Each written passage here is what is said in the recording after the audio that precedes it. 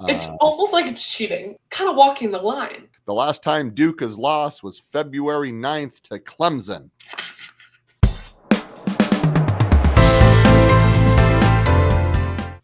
Welcome back to another week of Raised on Sports. I'm Reagan, the daughter of this father-daughter podcast. Hello, everybody. Good to see you, Ray. I'm Jason, and let's do this thing. I mean, our last episode was all about March Madness, and we have some exciting things coming up for you guys. We have our first guest, which was really fun to film and to interview him. So that'll be coming out very soon. So get excited. Also, if you want any other guests on the podcast, please comment, please tell us, because that was really fun. That was a lot of fun. We had a great time. Special guest. I actually might even have something lined up for another guest. What? Surprise. Wait, you didn't even tell me this. I know. Oh. But it is April Fool's, so. Oh, okay. Are you going to prank me throughout this podcast or what? It's a long shot, but yeah, we'll see. We'll see. Okay. We'll cross our fingers for that one. No, but that was really fun. I'm glad we got to interview him. It was kind of our first interview. I've never really had a real interview with someone, so I thought we did well. I thought we did fantastic. He was fantastic, and can't wait to share that with everybody. For sure. That should be coming out in the next couple of weeks. But anyways, how has your week been, Dad? We kind of talked a lot this week. It's been great. We've had a lot of basketball to watch, so it's been fantastic. We had our Sweet 16 games. We had the Elite 8 games this weekend, so needless to say, I was on the couch a lot again this weekend. Not as much because just the days were kind of cut in half with basketball. But yeah, your mom and your sister went to the So You Think You Can Dance show. Oh, no, Dancing with the Stars show. There you go. And it was one of the dance ones. So they were gone all day on Sunday. So yeah, I watched some basketball and relaxed. I mean, great. The past 2 weekends, that's all you've been doing. I know. That's what March is for, isn't it? I love it. My favorite time. What about you? Good weekend? Yeah, the weekend. What did I even do? I had my formal for my sorority, which was super fun. Happens once a year. We all dressed up in long dresses. It was super fun. This weekend, I feel like I've been kind of gone for the past couple weekends. I don't even know what I've been doing. There's just been so much going on. So this weekend I was finally here in Clemson and just with all my friends. So, but I'm excited because this up and coming weekend, you guys are coming and visiting me, and you guys haven't been here. I guess you've been here. Well, last semester. You surprised me. But it was what, October? Yeah, it was October. So it's been a while. I know. Mom hasn't been here in a while. I'm so excited for you guys to come. It is my ring ceremony. So I'm going to try to explain this as best as I can because it's almost bigger than graduation, people like to say. So for Clemson, as an alumni or as to show that you're alumni, you get a class ring. Okay. We're the biggest school for rings besides, I think it's UT. Oh, because okay. UT has a huge alumni, obviously it's a huge school. So we're the second biggest school for this tradition of the ring and the ring ceremony. And it's just a class ring. It's super cute. And you have this ring ceremony. I don't really know what goes on during the ring ceremony. But you get the ring, and then the whole tradition is that at graduation, you have your favorite professor or your favorite alumni. Let's say one of you guys went to Clemson, you would flip my ring, but I'll probably just get one of my favorite professors to flip my ring. So you flip it to face everyone else to show that you're an alumni to everyone else. Gotcha. Oh, I like that. I like that. And you just get your ring after finishing 90 credits. So about 3/4 of the way through your college career. So do we need to put a phone call into Trevor Lawrence to come flip your ring? To come flip my ring? That would be crazy. Okay, see what I can do. Okay, yeah. Call him up. Get him back here. Awesome. Well, that's really cool. No, I'm really excited. I know Mom's excited. Flying out there on Friday and looking forward just to a fun time in South Carolina. Yeah, and we also have the spring. It's a huge weekend for Clemson. Yes. We have the spring game on Saturday. and then ring ceremony Sunday, and then for my sorority, it's also mom's weekend. So there's gonna be so many people there. Okay. It's gonna be really crowded. I'm just All giving right. you guys heads up. All But right. yeah, the spring game's on Saturday, so that's one of my favorite days of the year always. That'll It's be fun. so And fun. it's the Final Four. And it's Final Four, so we'll Yep. definitely be at the bar watching that. I bet there's gonna be so many people out watching. So we'll definitely have to find a place to watch that. Speaking of Final Four, let's get right into it and talk some Yeah. madness. Yeah. Yeah. I mean, madness, question mark? True. Maybe the term madness isn't true this year, but Yeah. it's still exciting. I think what's kind of getting overlooked, because I think a lot of people are feeling that way. Oh, the games are boring. They're not exciting. There's no upsets. Okay, let's hold on a second.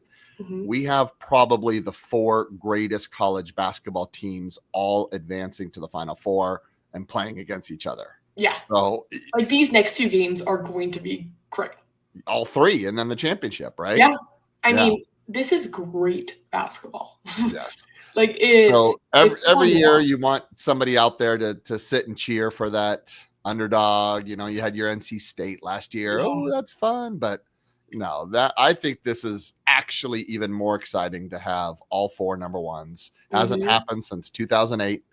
And ironically, that year, the Final Four was in San Antonio. And where's This the year? Final Four this year? San Antonio. That's a little strange. There's a little fact check for you. Little coincidence for Yeah. y'all.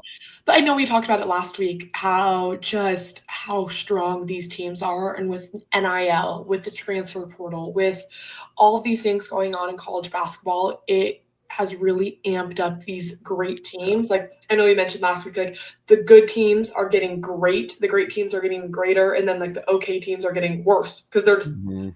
it just, like, the separation between the good and the okay is just huge because Yes. of all the NIL, all the transfer portal stuff, and so to say I'm surprised that all 4 number 1 seeds are in the Final Four would be a lie, Mhm. just because these teams are so fun to watch, and I'm really Mhm. excited for this Final Four because it's finally getting, like, a competition Yeah. to Yeah. them. No, and the game can go either way. I mean, it's, you know, the games are gonna be pretty evenly matched. You've got Mhm. Duke versus Houston. You know, Houston wants to grind it out, play some defense, half court game. Duke just wants to Mhm. do everything. And then you got Auburn, Florida, 2 SEC teams battling it out. So Yep, should and be I mean, exciting. you said in your bracket you had all 4 number 1 seeds. I did. So, how's your bracket doing? I mean, my bracket is okay. I'm in the top half of the pool, let's say. Okay. But unfortunately, I missed way too many early games. Yeah. So, you know, I have a Duke, Florida Final Four with Duke winning it all in my bracket. Okay. But so do so many other people that I missed way too many early games to kind of be up top. To But win it yes, all. I did pick all Final Four. Hey, good for you. I see all these I said this last week too, but, like, all these memes now, especially because the Final Four is all the number 1 seeds, it's, like, all the girlfriends of the guys, like, doing in their pool, like, "I picked all number 1 seeds," and, Yeah, of like, course. now, of course, they're winning because Yeah. they don't know what they're talking about. We run a school. I don't want to say the word pool because it's affiliated with school, but we run a school contest where we had the entire student body, 500 kids, fill out brackets. Oh my So gosh. we have a pool or a bracket contest of like 550 people in it because teachers got into. Oh my gosh. And I'm looking at the leaderboard and it's like, you know, all these random kids who have no idea but just picked. And because what I said when filling out your bracket, the lower the number, the better the team. So they all went ones. I mean, they weren't wrong. They're better than I was. Yeah, they got it. I feel like I tried to choose the upsets like I always do. And there was one year where I literally picked on the first day 15 out of the 16 games. I remember that. And that was like madness. Like, it was crazy I picked those because I picked like a bunch of upsets and people were so there were confused. upsets, yep. But yeah, I don't think I can do that anymore now for next year. There were pretty good odds in Vegas that if you could actually bet all 4 number 1 teams, number 1 seeds get to the Final Four. Yeah. And I want to say it was pretty good odds. So I'm sure people won some pretty good money on that. That's a really good bet to make. I saw that on March Madness posted that it was only I think it's like 9% of the brackets picked all 4 number 1 seeds. Okay. So in the top 9%. All right, look at that. You're saying I've got a chance. I mean, that's not horrible, I guess. No. I'm probably in the bottom 9%, so. I'm more excited about our Calcutta pool, though.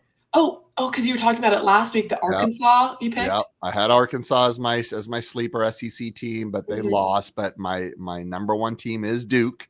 I bid pretty high on them, so I need it to pay off for me. So get me to the championship game. That's all I'm asking, Duke. That's all you need? Well, I need to win it all, but okay. But yeah, Duke is my team in the Calcutta pool. So I guess now I've been talking so much shit about Duke for the past couple of weeks, so I guess I'll start rooting for them. It's an ACC team, right? You gotta stay loyal to your conference. So. I know, but who knows? How about this though? It is great to see that stat that comes up on the TV every time they're playing. The last time Duke has lost was February 9th to Clemson. So, that was their one loss of the season. You got that going for you. That's it. Yeah. So I'll take it, even though Clemson's a disgrace right now. Oh, you're fine. We don't talk about it. But anyways, let's make some picks. Who do we think is going to – let's pick the next 2 because I mean, obviously, are you picking Duke? So Houston, Duke first. Actually, let's go Florida, Auburn because that's the first game. That's game 1. So you got Florida, Auburn, 2 SEC teams, as we said, and both exciting, dynamic teams to watch. Yep. Some star players on both teams. Mm-hmm. Boy, Florida can shoot the ball extremely well. Mm-hmm. And you got Broome from Auburn that's kind of carrying his team all the way. I love Bruce Pearl as a coach. Wait, what was that? Remember that thing I sent you? Oh, here it is. It says, when Bruce Pearl got the Auburn job in 2014, he hired a young kid from Columbia to be his first director of basketball operations. The kid's name? Todd Golden. Yeah. Now the Florida coach. Now they go head to head, which is so awesome. Yeah, that's really cool. It's really cool. I didn't realize he was that young. Yes, he's young. Yep. Him and Shire, the Duke coach, are the 2 young ones. But you know what? I know in my bracket I picked Florida, but for the sake of this amazing podcast and all our viewers out there and fans, I'm going Auburn. I'm just something about them, something about their coach, something about their season. They've kind of had an up and down season. They were number 1 ranked all through the month of January. Kind of didn't finish the year too well, the regular season. But now it kind of seems like they got the groove back. And I'm picking Auburn.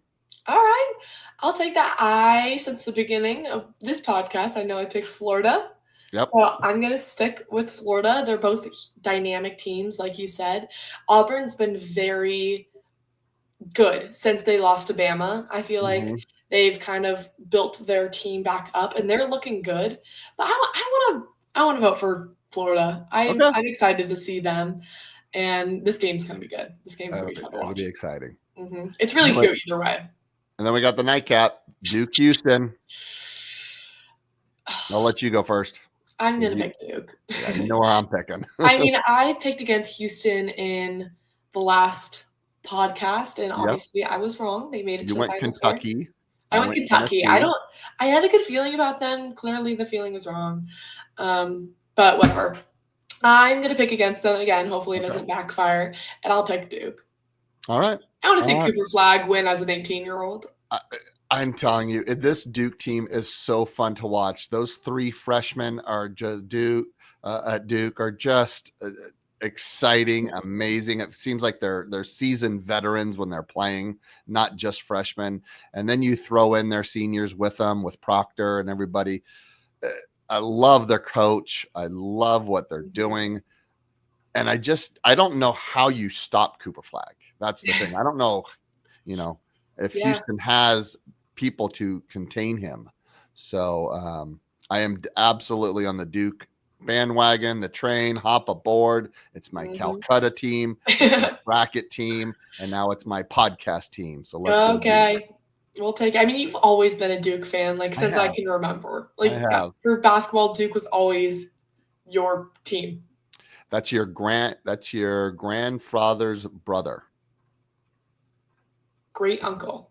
There you go. Your great uncle went to Duke. Really? I didn't know that. Yeah, Uncle Ed went to Duke. Oh, so you grew up a Duke fan? Grew up a huge Duke fan. Oh, or Notre Dame football. Notre Dame football.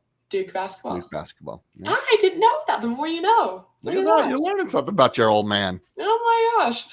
So obviously you're picking Duke, and now who do you have winning it all? Duke Auburn. If that's a championship game. Wow, what a game! I mean, you're talking about the two teams that have been 1-2 pretty much all season long.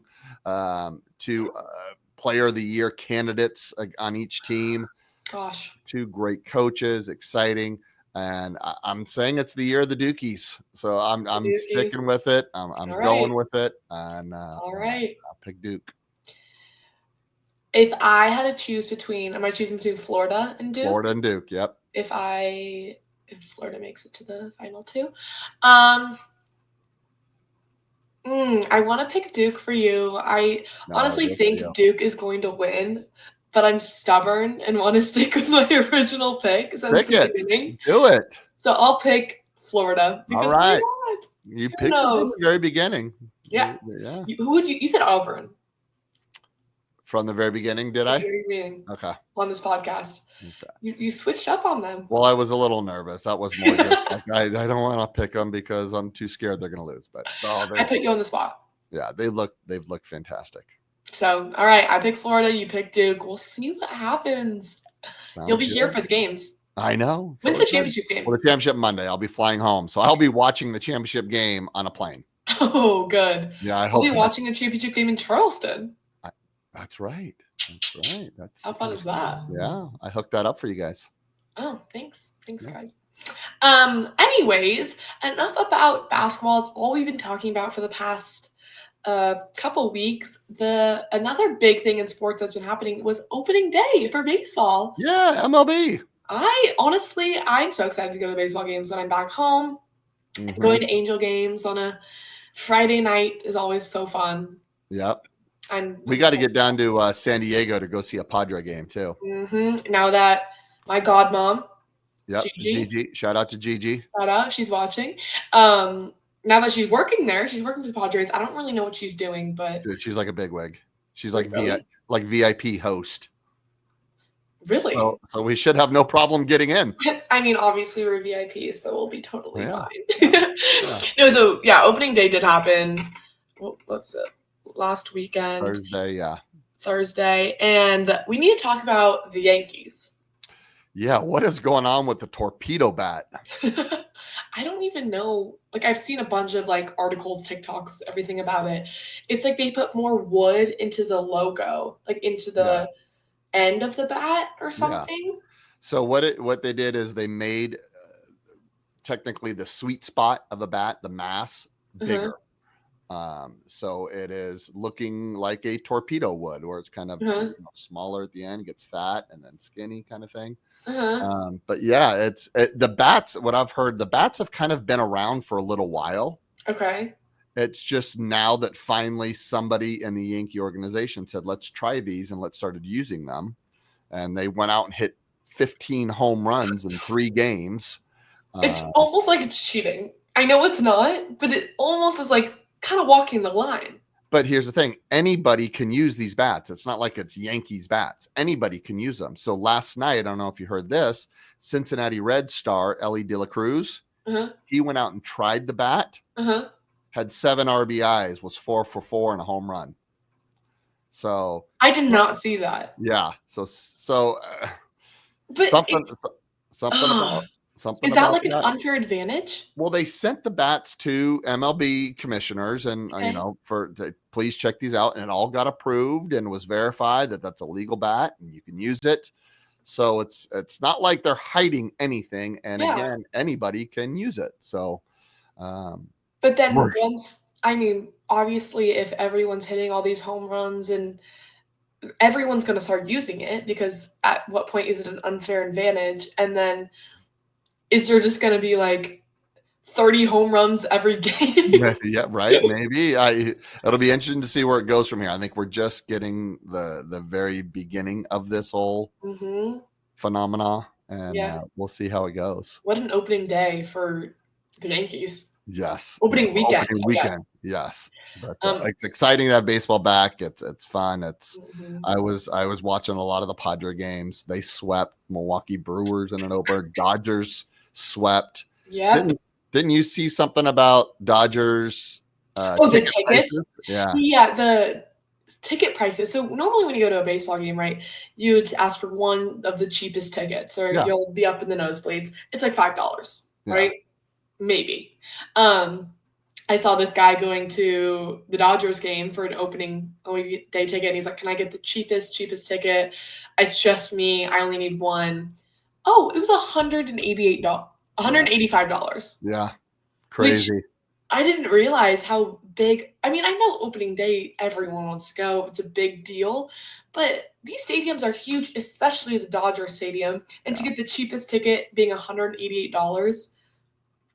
Well, for one, it was, I mean, you're talking about the defending World Series champion. That's true. So you got to see the flag being raised and the banner dropped and the rings and all that stuff. So for the Dodgers and the World Series champion, it's probably a bigger day than your normal average opening day of a baseball team. But still, you're right. That was an extremely high price. I wonder what the behind the home plate was. I wonder where he sat. I wonder where that seat was. Top corner, probably. Right. That's what I gotta expect. But no, I definitely need to get out to some baseball games. Did you go to one last season? I never made it to a baseball game last season. No. Angels are just they're killing me right now. They're hurting. I know we need to go down to San Diego. It's not like it's that far. Yeah. So we'll definitely have to make one. Especially with Gigi. Yeah. We'll definitely make one this season. Love it. Can't wait. Love it. All right, that's all we kind of got for you today. There's not a whole lot going on in sports just because March Madness is taking over our lives right now. Yeah. But it should be amping up pretty soon with all of our fun guests coming on. Love it. I'm excited. It should be exciting. And the NFL draft coming. In the NFL draft, we're about a month away from that. Oh, you know what else is today actually is the NFL owners meeting. Can you explain that to me? Okay, so this is where all NFL owners get together for their springtime meeting. They're meeting down in Florida, and they discuss all of the rules or possible rule changes that they want to make for the upcoming season. And the number one rule that they're talking about is the tush push. The Philadelphia Eagles, with Jalen Hurts, they do the fourth down play. Yeah. So they've got a lot of coaches on board that want to ban that rule. Why? Because they say it's an unfair advantage. How though? Again, it's one of those things. Anybody can do it. You just have to have the right people in the right spots. They're just jealous. They are just jealous. So we'll be real interested to see how that passes or doesn't pass today. So that'll come down today. That'll be interesting to see the new rules for the season. I feel like they're banning so much now. Like there's so many. They got rid of the kickoff last year. Yeah. Which was kind of a big change. It was pretty big, but you know what? I didn't hear much of an argument as the season went on about. Yeah, I mean, I think people kind of not forgot about it, but I didn't even think twice about it. Yeah, I mean, there is a discrepancy between college and the NFL now. I feel like now they're making a bigger difference between the rules. I wish the pros would go to the same overtimes as college football. Yeah, where each team gets a possession, 25-yard line, try and score. What's pros is you kick off if the team receives it, if they go down and score a touchdown, game over, they win. I don't like that. I want the other people field goal, then the other team gets the ball to try to match it. Yeah, I don't like that either, but who knows? It's probably not going to change back. Probably not. But yeah, we'll see the new rules with the NFL owners meeting. Yep. All right. Well, that's all we got for you guys today. That's it. I got to get ready to go to Clemson. I'm excited to see you in about 3 days. Sounds good, Ray. All right. Love you, Dad. Love you. I'll see you next week. Bye, guys. Bye, everybody.